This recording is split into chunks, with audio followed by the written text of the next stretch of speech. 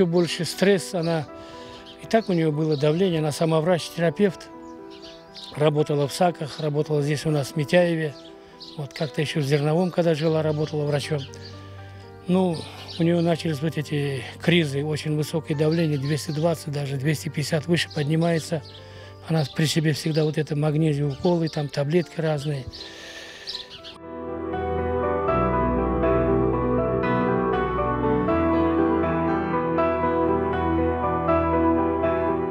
Еще работники прокуратуры, милиция, они взяли какие-то анализы и, в общем, подозревают на поджог, потому что одновременно два дома не могут загореться.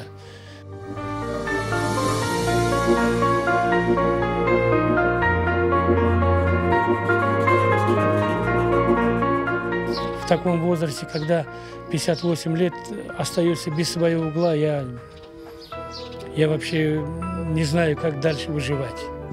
Вот. Мы, конечно, ее постараемся не оставить, вот будем как-то восстанавливать дом, находить средства, я не знаю, где их брать.